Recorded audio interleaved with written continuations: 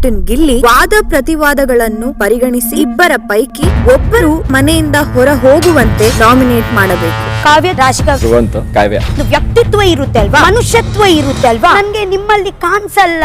ಕಾವ್ಯ ಅವ್ರಿಗಿಂತ ಸೂಕ್ತ ಕಾರಣ ಕೊಟ್ರು ಅನ್ನಿಸ್ತು ರಾಶಿಕಾ ಅವ್ರಿಗೆ. ಕಾವ್ಯ ಅವ್ರಿಗಿಂತ ಧ್ರುವನ್ ಅವ್ರ ಜೊತೆ ಮಾಡಿದ ವಾದ ಸೂಕ್ತ ಅಂತ ಅನ್ನಿಸ್ತು. ಇದೇನು ನಾಮಿನೇಷನ್ ಗಿಂತ ಎಕ್ಸ್ಪೆಕ್ಟೆಡ್ ವೆರಿ ಗುಡ್. ಇಲ್ಲಿ ನೋ ಫೇವರಿಸಂ, ನೋ ಇನ್ನೊಂದು.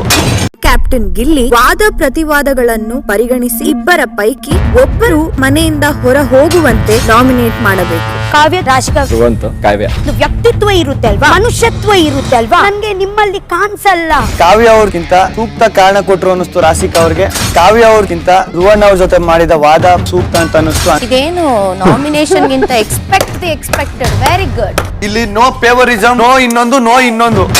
ಕ್ಯಾಪ್ಟನ್ ಗಿಲ್ಲಿ ವಾದ ಪ್ರತಿವಾದಗಳನ್ನು ಪರಿಗಣಿಸಿ ಇಬ್ಬರ ಪೈಕಿ ಒಬ್ಬರು ಮನೆಯಿಂದ ಹೊರ ಹೋಗುವಂತೆ ನಾಮಿನೇಟ್ ಮಾಡಬೇಕು. ಕಾವ್ಯ ರಾಶಿಕಾ ಕಾವ್ಯ ವ್ಯಕ್ತಿತ್ವ ಇರುತ್ತೆ ಅಲ್ವಾ, ಮನುಷ್ಯತ್ವ ಇರುತ್ತೆ ಅಲ್ವಾ, ನನ್ಗೆ ನಿಮ್ಮಲ್ಲಿ ಕಾಣಿಸಲ್ಲ. ಕಾವ್ಯ ಅವ್ರಿಗಿಂತ ಸೂಕ್ತ ಕಾರಣ ಕೊಟ್ರು ಅನ್ನಿಸ್ತು ರಾಶಿಕಾ ಅವ್ರಿಗೆ.